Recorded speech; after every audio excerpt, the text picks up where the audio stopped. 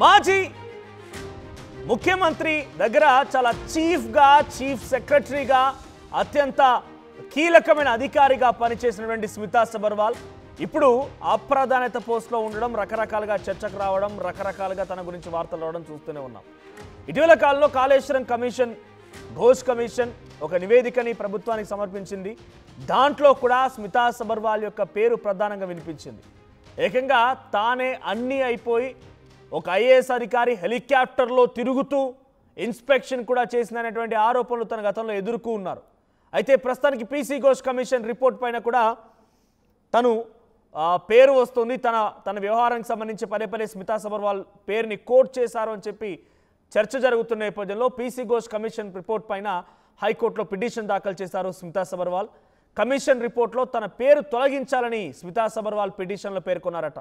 వివరణ ఇచ్చేందుకు తనకు టైం ఇవ్వలేదని స్మితా వాదన చేశారట. సో ఇటు ఘోష్ కమిషన్ సంబంధించి రిపోర్టును క్వాష్ చేయాలని పిటిషన్లో పొందుపరిచారు స్మితా సబర్వాల్. సో తన పేరును తొలగించాలి, ముఖ్యమంత్రికి చీఫ్ సెక్రటరీగా అన్నీ తానే వ్యవహరించి తానే ఒక కీలకమైన అధికారిగా ఉన్నారు గత 10 ఏళ్ల పాటుగా కేసీఆర్ దగ్గర. అటు ఇరిగేషన్కి సంబంధించి, రూరల్ వాటర్ సప్లైకి సంబంధించిన దాంట్లో కీలకంగా వ్యవహరిస్తూనే కాళేశ్వరం దాంట్లో కూడా తను వేలు పెట్టి తను ప్రత్యేక హెలికాప్టర్ ద్వారా వెళ్ళి ఇన్స్పెక్షన్ చేసిన సందర్భాలు కూడా ఉన్నాయి. సో 2-3 సార్లు కమిషన్ ఎదుట విచారణ కూడా హాజరయ్యారు. అయితే ఆ నివేదికలో తన పేరు తొలగించాలి అని చెప్పేటువంటి డిమాండ్ని తను ఇప్పుడు చేస్తూ పిటిషన్ని హైకోర్టులో దాఖలు చేశారు. సో తన పిటిషన్ పైన మరి హైకోర్టు ఎటువంటి రెస్పాన్స్ ఇస్తుందో చూడాలి. ఎస్, మా ప్రతినిధి మధు కూడా సిద్ధంగా ఉన్నారు. మధు, స్మితా సబర్వాల్ తన పేరును తొలగించాలని చెప్పి ఘోష్ కమిషన్కి వ్యతిరేకంగా హైకోర్టులో పిటిషన్ వేశారు. ఏంటి, తన పేరు తొలగించాలని చెప్పినంత మాత్రాన పేరు వెళ్తే తనపైన ఆరోపణలు కానివ్వండి, లేకపోతే విచారణలో కమిషన్ ఎటువంటి ఆధారాలు సమకూర్చుంది అది లేకుండా పోవు కదా. సో ఎందుకు తను ఒక ఐఏఎస్ అధికారిగా అటు ప్రభుత్వం చెప్పిన విధానాన్ని, లేకపోతే ఐఏఎస్ అధికారిగా తన బాధ్యతలు నిర్వర్తిస్తూ ఉంటుంది. సో నిజంగానే ఘోష్ కమిషన్ తన పేరునంత మాత్రం ఎందుకు భయపడిపోతుంది అనుకోవాలి? ఎందుకు తన పేరును తొలగించాలని డిమాండ్ చేస్తోంది? ఎగ్జాక్ట్లీ, అంటే కమిషన్ ఇచ్చినటువంటి రిపోర్ట్లో పినాకి చంద్రఘోష్ కమిషన్ ఇచ్చినటువంటి నివేదికను తాను నిలిపివేయాలి, దానికి సంబంధించినటువంటి ఎలాంటి చర్యలు తీసుకోవద్దు ఫర్దర్గా అనేటువంటి దానిలో ఒక మధ్యంతర ఉత్తర్వులు ఇవ్వాలంటూ ఆమె హైకోర్టును ఆశ్రయించారు. దీంట్లో మొదటి నుంచి కూడా కన్స్ట్రక్షన్ జరుగుతున్నటువంటి సమయంలో కాళేశ్వరంలో ఎప్పటికప్పుడు ఆమె పర్యటించేవారు.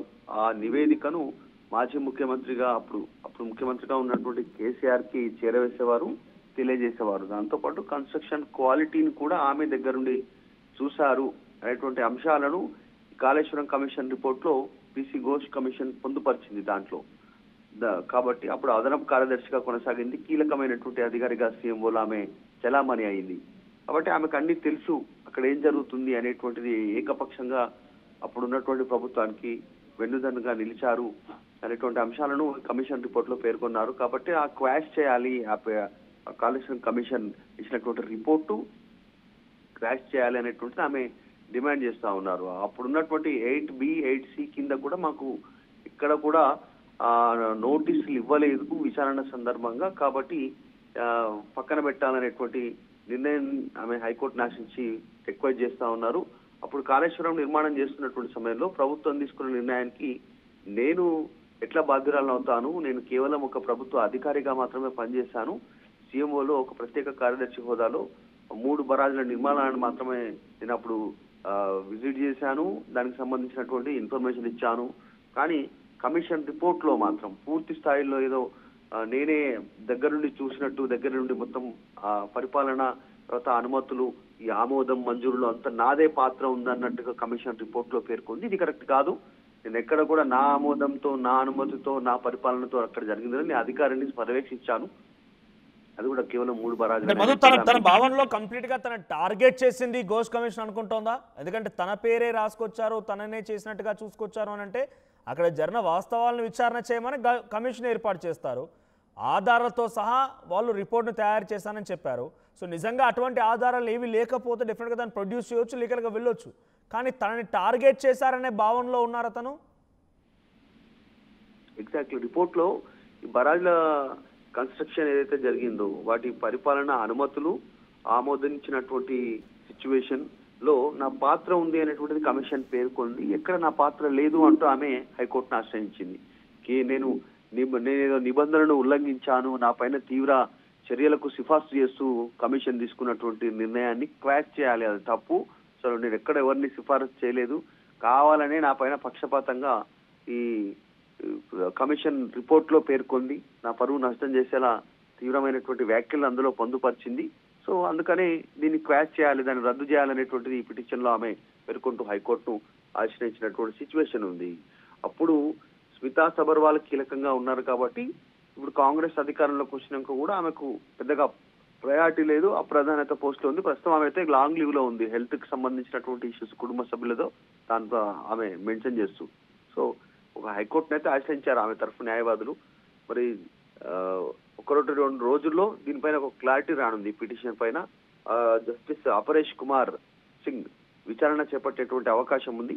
ఒక పూర్తి క్లారిటీ రానుంది స్మితా సబర్వాల్ హైకోర్టును ఆశ్రయించినటువంటి అంశం పైన. ఎందుకంటే గతంలో ఆల్రెడీ కేసీఆర్, హరీష్ రావు సపరేట్ గా హైకోర్టును ఆశ్రయించి పిటిషన్ ని దాఖలు చేశారు. కాళేశ్వరం కమిషన్ రిపోర్ట్ ని క్వాష్ చేయాలి, దాన్ని రద్దు చేయాలి, దాన్ని పరిగణలోకి తీసుకోవద్దు అనేటువంటిది వాళ్ళు ఆశ్రయించారు. వారికి అనుకూలంగా అప్పుడు తీర్పు వచ్చింది కొంతకాలం వరకు. తర్వాత మళ్ళీ కాస్త సమయం ఇచ్చింది. ఆ సమయంలోపై హైకోర్టులో అసెంబ్లీలో చర్చ చేసి సిబిఐకి రాసినటువంటి సిచ్యువేషన్ రాష్ట్ర ప్రభుత్వం ఎంక్వైరీకి. కాబట్టి ఇప్పుడు మరి స్మితా సబర్వాల్ విషయంలో ఒక 2 రోజుల్లో క్లారిటీ రానుంది. మనసు right, thank you Madhu. So తనకు సంబంధించిన పేరుని తొలగించాలి, ఘోష్ కమిషన్లో అన్ని తానే వ్యవహరించినట్టుగా తన పేరుని జోడించారు, తన వాదన వినాలని చెప్పి పిటిషన్ దాఖలు చేశారు హైకోర్టులో. మరి తన నిర్ణయం మేరకి, తన రిక్వెస్ట్ మేరకి ఘోష్ కమిషన్ యొక్క రిపోర్ట్లో తన పేరు తొలగించాలనేటువంటి ఈ పిటిషన్ హైకోర్టులో దాఖలు చేసిన నేపథ్యంలో హైకోర్టు ఎలా రెస్పాండ్ అవుతుంది, ఎటువంటి విచారణ జరుపుతోంది, తర్వాత ఎటువంటి డిసిషన్ ఇస్తుందో చూడాలి. సో మీ అభిప్రాయం ఏంటి? గత ప్రభుత్వంలో స్మితా సబర్వాల్ ఏ రకంగా వ్యవహరించారు అందరూ చూశారు. సో తను ఒక కీలకమైన అధికారిగా పనిచేశారు, కేసీఆర్కి అత్యంత సన్నిహితమైనటువంటి అధికారిగా కూడా పనిచేశారు కాబట్టి తన పేచీలో తనకు ఒక పర్సనల్ సెక్రటరీగా కూడా చేశారు కాబట్టి మరి ఎటువంటి విధానం ఉంటుంది? మీ అభిప్రాయం ఏంటి? తనపై పేరు తొలగించాలంటే డిమాండ్ని మీరు ఏకీభవిస్తారా? మీ అభిప్రాయాన్ని కామెంట్ చేయండి. అసలైన తొలి వెలుగు. ఫాలో వాట్సాప్ @తొలి వెలుగు అఫీషియల్.